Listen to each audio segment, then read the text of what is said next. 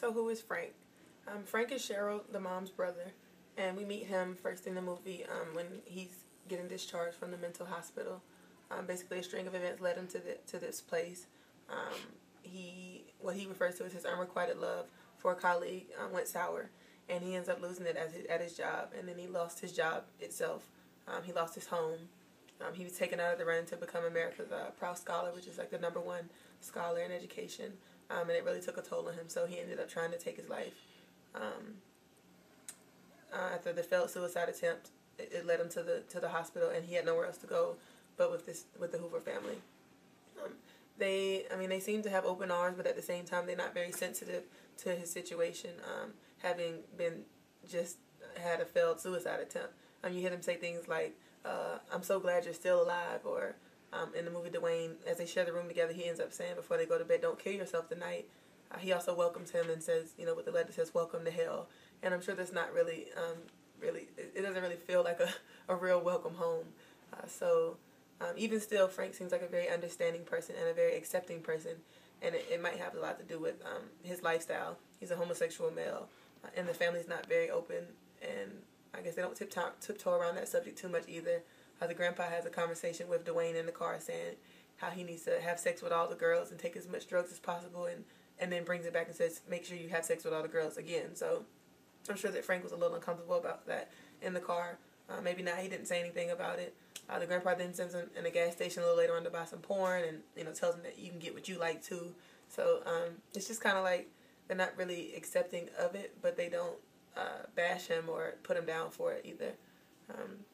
Frank, as far as what his clinical, I guess, issues might be, he obviously has been depressed if he's not still depressed since he just got discharged.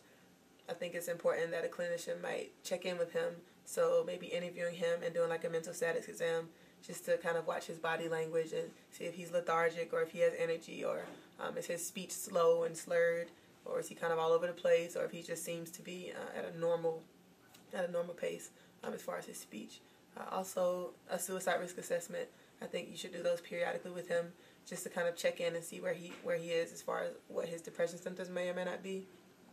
So asking him questions like, have you thought about killing yourself lately? Or asking if it's just ideation, or does he actually have a plan?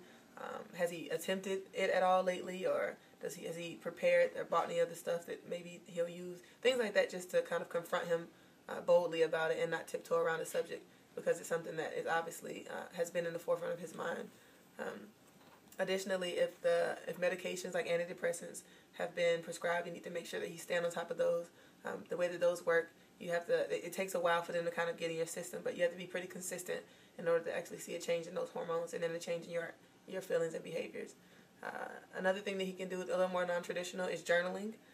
I think that it's good for Frank because he is an intellectual person and he is a scholar, and it might make him feel like he's kind of getting back to what he's been doing, which is writing and actually using his mind. And that can be really beneficial to the clinician as well, and for Frank, so that you both can look together at a certain date and then kind of see where he was on that day and how he was feeling, and then where he is today, and then just discuss that and be able to process that together. A more formal instrument might be the Beck Depression Scale. That's just going to be like the physical paper, and he can answer those questions and see for himself what his results might be, and he can kind of get a tangible feel with the number of where he is and what kind of progress he's making.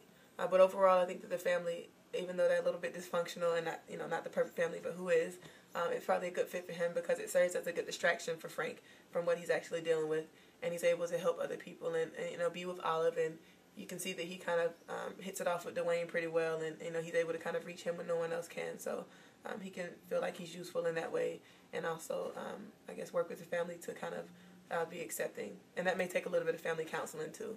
But overall he's doing pretty well.